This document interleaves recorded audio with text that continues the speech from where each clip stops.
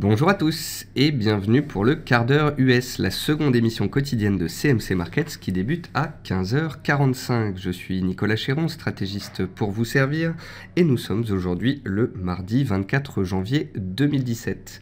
Le titre du jour est « Le S&P 500 plie mais ne rompt pas ». En effet, le S&P 500 est revenu sur sa zone de support en fin de semaine dernière et également ce lundi, la zone des 2255 points. Malgré plusieurs attaques des vendeurs, pour l'instant, le range en place depuis plus d'un mois continue de cadrer les cours. Les indices américains, que ce soit le S&P 500 ou le Dow Jones, se sont bloqués dans les ranges. Ni les résultats d'entreprise, ni les dernières statistiques économiques, ni l'investiture de Trump n'ont réussi à engendrer un décalage de prix. On verra peut-être en fin de semaine si ce décalage a opéré, peut-être avec la publication du PIB américain, sait-on jamais. En tous les cas, les traders d'indices espèrent de la volatilité et pour l'instant, ils doivent se satisfaire de range. Le pétrole lui aussi est sans grande tendance et le dollar lui se stabilise sur support face à de nombreuses devises. Nous allons voir cela dans quelques instants. Bienvenue en tous les cas pour cette émission, bienvenue à tous ceux qui viennent de nous rejoindre et à ceux qui nous regardent au quotidien sur YouTube. Avant toute chose, voici un avertissement sur les risques concernant le caractère purement informatif de cette présentation. Je vous invite à en prendre note. Vous pouvez, comme à chaque émission, utiliser les fonctions de chat et de questions-réponses en haut de votre écran pour pouvoir converser avec moi. Dans cette émission, nous verrons ensemble les derniers décalages intraday, ce qu'il se passe sur les actions européennes, les statistiques et le chiffre du jour. Nous verrons également les actualités aux États-Unis et le palmarès actions en clôture hier. Et bien évidemment, si vous avez des questions, n'hésitez pas et j'y répondrai tout au long de cette émission. Alors en termes de mouvement intraday et même journalier, le calme réside sur les indices. Le S&P 500 évolue dans un range entre 2254 points et 2277 points, et ce depuis le 12 décembre dernier. Donc cela fait plus de 5 semaines que l'indice américain évolue dans un range d'à peu près 1%, ce qui est extrêmement rare. De ce fait, puisque la volatilité est contractée, que les cours sont comprimés, lorsque les cours sortiront de ce range, eh bien, espérons-le, ce sera théoriquement un signal fort, soit de continuation de tendance haussière, puisque la tendance est haussière en données trimestrielles, mensuelles, hebdomadaires, journalières, soit en cas de cassure par le bas, auquel cas nous assisterions à un premier signal baissier depuis le 9 novembre dernier, date de l'investiture du président américain Donald Trump. Le DAX est également à l'équilibre, bien évidemment, puisque les indices européens sont des pâles copies des indices américains, sont des indices suiveurs. Le DAX est à l'équilibre à 11 570 points, il est neutre depuis 16 séances. Donc ici aussi, un attentisme très fort et une patience nécessaire pour voir quel sera donc le prochain signal clé donné sur cet indice. Pour l'instant, on évolue dans un range sans grande volatilité. Il n'y a ni cassure de support ni résistance en cours de clôture, donc nous devons de rester factuels, pragmatiques et neutres. Le pétrole, qui était jusqu'ici un facteur de soutien aux indices boursiers et au secteur énergétique, bien évidemment, reste soutenu, mais il est également très neutre, à 52,4 $, zone de prix qu'il travaille depuis à peu près 2 semaines. Alors le point positif, c'est qu'on a une tendance haussière de moyen terme, c'est que les acheteurs se sont présentés à chaque fois qu'on est revenu sur la zone des 51,4 $ qui correspond à une ancienne résistance devenue support, puisque ça correspond dès aux anciens plus hauts de juillet et d'octobre 2016. On a réussi à acquérir cette résistance.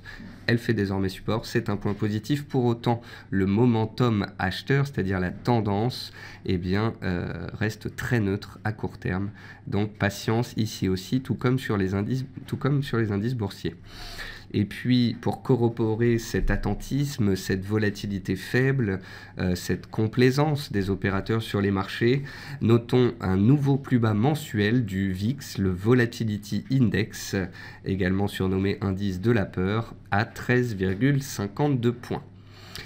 Le dollar index est baissier depuis 2 semaines. Il est passé de 103,5 points à 100 points, seuil psychologique datant des 5, 6 et 8 décembre dernier. Le voilà donc sur un support clé.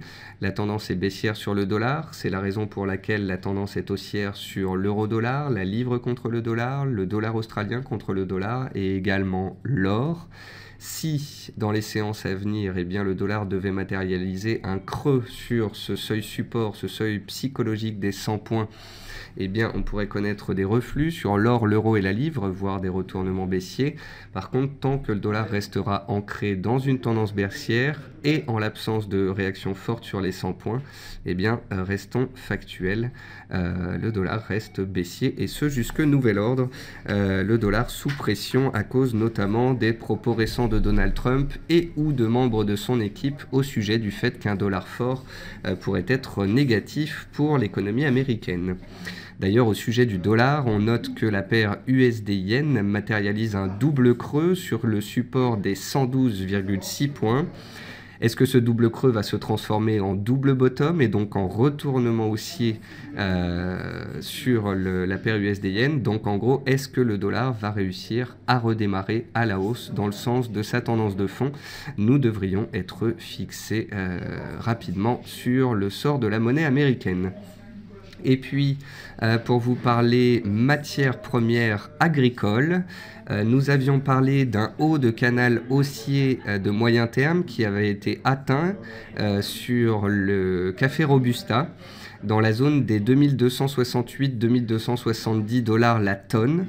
Il se trouve que les prix ont atteint cette borne haute jeudi et vendredi dernier. Et depuis, il reflue. Donc encore une fois, le canal haussier que nous avions défini ensemble sur le café Robusta continue de bien fonctionner. Et même si la tendance reste haussière, des réactions baissières prennent forme à chaque fois que l'on touche la borne haute de ce canal. Et puis enfin, la fève de cacao a perdu 36% depuis novembre 2015 et s'approche d'un support long terme. Alors actuellement, on est à 2170 dollars la tonne. Le support de long terme est à 2020 dollars la tonne. Donc vous me direz, mais Nicolas, ça fait quand même 8%. Certes, mais on a déjà perdu 36% et quand on regarde un graphique de très long terme, même si on est à 8% d'un support de long terme, on n'en est plus très loin.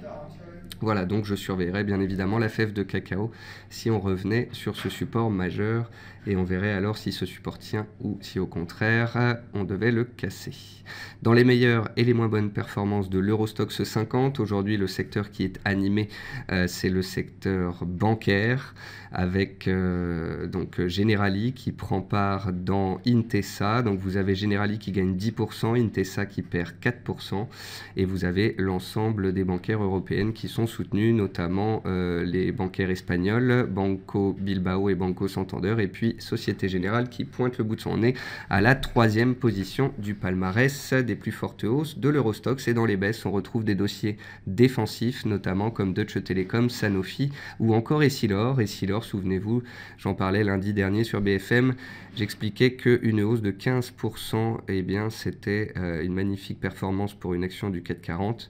Il est rare qu'un titre qui gagne 15% sur le CAC 40 continue de grimper en ligne droite. Preuve en est, le titre a perdu 10% depuis la séance de lundi dernier.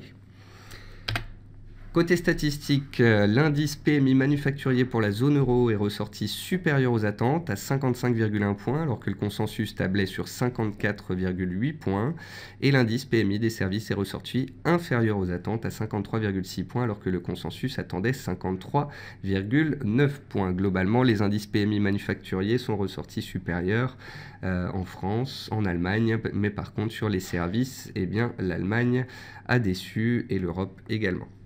Le chiffre du jour, j'ai sélectionné donc le chiffre de 20%. Alors 20, c'est le pourcentage de baisse de l'opérateur télécom britannique BT, British Telecom, ce jour, suite à la découverte d'irrégularités comptables sur sa branche italienne, bien plus importante qu'initialement estimée. On parle de 350 millions d'irrégularités, ce qui fait beaucoup. Et donc aujourd'hui, British Telecom perd 1/5 de sa valeur. Et puis, la saison des résultats aux États-Unis bat son plein. Nous avons Alibaba qui bat le consensus au troisième trimestre avec une hausse de 54% de son chiffre d'affaires sous l'effet de la journée des célibataires en Chine. On a Philips qui annonce des résultats décevants et un conflit aux États-Unis. On a Johnson & Johnson qui déçoit au quatrième trimestre, notamment sur la croissance de ses ventes. Et puis Verizon a vu son bénéfice net baisser de 16,6% au quatrième trimestre à 4,6 milliards de dollars, un peu en dessous du consensus FactSet. Donc à part Alibaba qui fait mieux et qui est très entouré en ce début de séance, eh bien les autres résultats d'entreprise, c'est un petit peu plus mitigé. Et puis concernant les meilleures et les moins bonnes performances du S&P en clôture, donc hier, on retrouve CSX Corporation, le spécialiste du fret. CSX qui gagnait vendredi dernier 23%, sa plus forte hausse en 36 ans. Le titre est toujours entouré et inscrit donc un nouveau record annuel. Il faut dire que le secteur retrouve la faveur des investisseurs, espérant une reprise économique, une relance aux États-Unis. Et puis on a CF Industries Holding, dont je vous avais déjà parlé, spécialiste dans les fertilisants au nitrogène, qui inscrit un nouveau plus haut annuel. Et dans les baisses, moins 12,72% pour Qualcomm.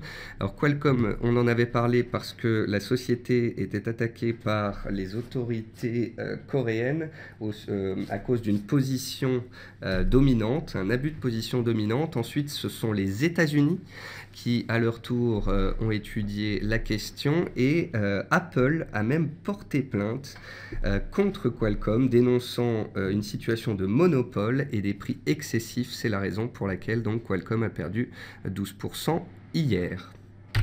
Voilà, donc globalement, vous l'aurez compris, on a peu de statistiques économiques. Ce sont toujours les publications d'entreprises aux États-Unis qui rythment les échanges. Malgré les statistiques, malgré les résultats d'entreprise, malgré les dires de Trump lors de son investiture de vendredi dernier, les indices restent cadenassés.